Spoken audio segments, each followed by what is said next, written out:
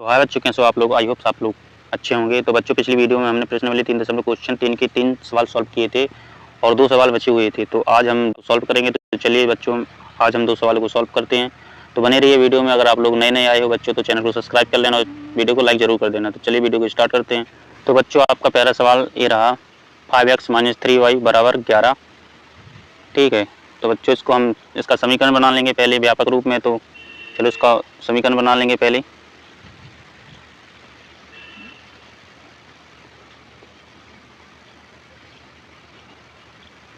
(5x - 3y = 11।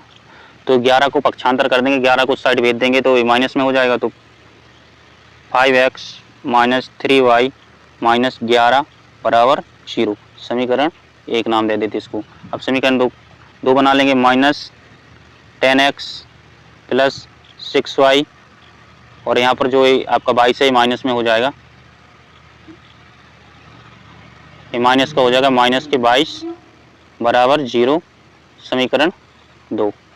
तो समीकरण 1 समीकरण 2 को मिल गए। अब इसको आगे हल करते हैं। तो बच्चों, समीकरण 1 व 2 में a1x + b1y + c1 0। ठीक है बच्चों। और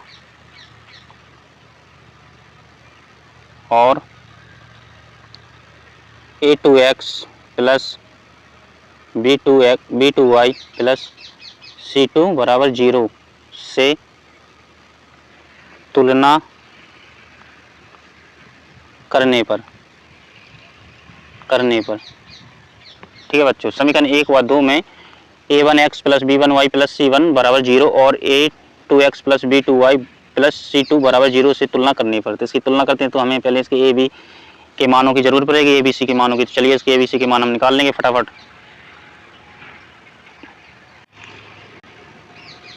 a1 = 5,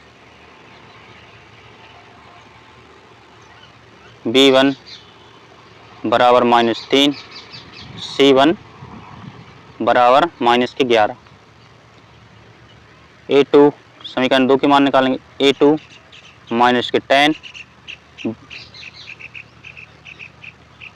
b2 = 6, c2 = -22।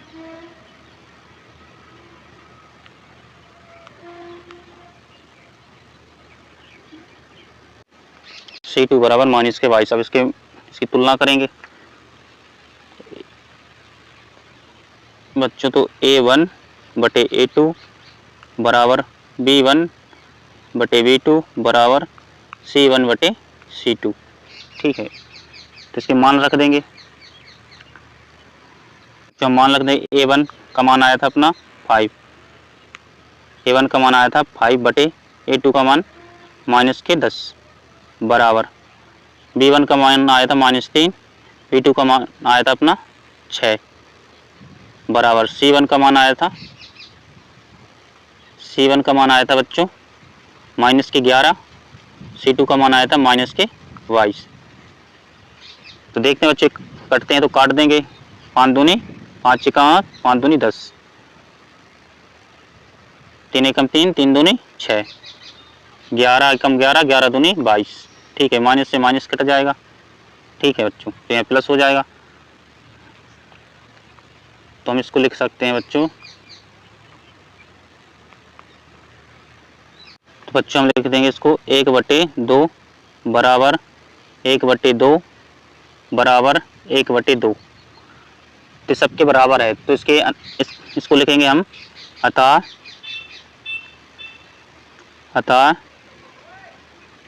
इसके हल अनंत होंगे। ये संगत युग्म है। अतः ये संगत युग्म है, इसके हल अनंत होंगे। ये संगत युग्म है। तो ये आपका आंसर हो गया पहले सवाल का बच्चों। तो आप लोगों को इतना समझ में आ गया होगा। तो अब हम दूसरा सवाल सॉल्व करेंगे। अगर आप लोगों को समझ में आ गया है तो कमेंट करके जरूर बताना कि हाँ मुझे आ गया है। तो बच्चों हमें दूसरा सवाल कुछ इस तरह दिया है, 4/2x प्लस 2/2y बराबर 8। ये समीकरण 1 है, इसको हम सरल रूप में बना लेंगे पहले बच्चों। तो चलिए इसको सरल रूप में बनाते हैं। तो 4/2x प्लस 2y बराबर 8 कितना दिया है, तो इसको सरल रूप में बना लेंगे पहले बच्चों। इसको अपनी आप लोग देखें तो भिन्न बन गई है, तो इसका एलसीएम ले लेंगे तो 2 आ जाएगा, भाग देंगे तो बन आएगा, बन का ऊपर गुणा कर देंगे तो 4 आ जाएगा, 4x हो जाएगा बच्चों। तो बच्चे 4x हो जाएगा प्लस 1 का 2 में भाग देंगे तो 2 ही आएगा, और 2 का ऊपर गुणा करेंगे तो 4y हो जाएगा बराबर 8। तो इसका कर देंगे बच्चों 3 गुणा, बन बना के इसका 1 का गुणा इसमें करेंगे, 2 का गुणा इसमें करेंगे, तो ये अपना बन जाएगा 4x प्लस 4y बराबर 16। 2 2 8 16 ये अपना इतना बन गया। इसको अब इसको व्यापक रूप में बनाएंगे, इसको समीकरण बनाएंगे तो इसका समीकरण बन जाएगा अपना 4x प्लस 4y माइनस 16, समीकरण 1 बन गया। ये अपना समीकरण 1 बन गया बच्चों। ठीक है, अब इसको दूसरे समीकरण को देख। तो बच्चे अपना समीकरण फर्स्ट है जो अपने सरल रूप में बना लिया था, अब दूसरे समीकरण को बनाएंगे तो 2x प्लस 3y माइनस के 12 इस समीकरण नंबर 2 हो जाएगा। ठीक है, अब इसकी तुलना करा देंगे बच्चों। जो पहले सवाल में वो भाषा लिखवाई थी मैंने, a1x plus b1y plus c1 बराबर 0 और a2x plus b2y plus c2 बराबर 0 से तुलना कराने पर। ठीक है बच्चों, तो वहाँ से आप लोग लिख लीजिएगा। तो मैं इसके डायरेक्ट मान निकाल लूँगा ए बी के, तो मैं डायरेक्ट मान निकालूंगा इसके। तो a1 बराबर हो जाएगा बच्चों, ये 4 दिया है ना पहले समीकरण से 4, b1 बराबर हो जाएगा अपना, ये 4 दिया हुआ है तो 4, और c1 बराबर हो जाएगा अपना माइनस के 16। समीकरण 2 से निकाल लेंगे, a2 बराबर हो जाएगा अपना 2, ठीक है, b2 बराबर हो जाएगा अपना 3 और c2 बराबर हो जाएगा अपना माइनस के 12। ठीक है, जितना समझ में आ गया आप लोगों को। अब इसके मान रख देंगे। ठीक है, स्ट्रक्चर लगाकर इसके मान रख देंगे। इसके मान रख देंगे a1, इसके मान रखेंगे a1 बटे a2 बराबर b1 बटे b2 बराबर c1 बटे c2। ठीक है, इसके मान रख देंगे। a1 का मान कितना आया था 4, a2 का मान 2 बराबर b1 का मान आया था 4 और b2 का मान 3 बराबर c1 का मान आया था माइनस 16, c2 का माइनस 12। कितना समझ में आ गया बच्चों आप लोगों को। अब बच्चे इसको काट के देख लेंगे कटता है कि नहीं। ये तो कट जाएगा बच्चों फर्स्ट नंबर का, लेकिन सेकंड नंबर का नहीं कटेगा। तो हम इसको ऐसे बोल सकते हैं a1 बटे a2 नॉट इक्वल b1 बटे b2, अतः यह हल अद्वितीय हल होगा, अद्वितीय हल होगा। ये आपका आंसर हो जाएगा। तो बच्चों आप लोगों के इस क्वेश्चन नंबर 3 के सारे सवाल सॉल्व हो चुके हैं। तो बच्चों आप लोगों को समझ में आ गया होगा तो कमेंट करके जरूर बताना। यहाँ से हालांकि क्वेश्चन बहुत कम आता है, ऑब्जेक्ट टाइप का आता है, यहाँ पे 2 या 3 नंबर में क्वेश्चन आएगा तो वरना नहीं आते हैं। इस टाइप के ऑब्जेक्ट में आ जाते हैं कि इसके संगत हल हैं, हर संगत हल होंगे कि अद्वितीय हल होंगे, ऐसे आ जाते हैं ऑब्जेक्ट टाइप में।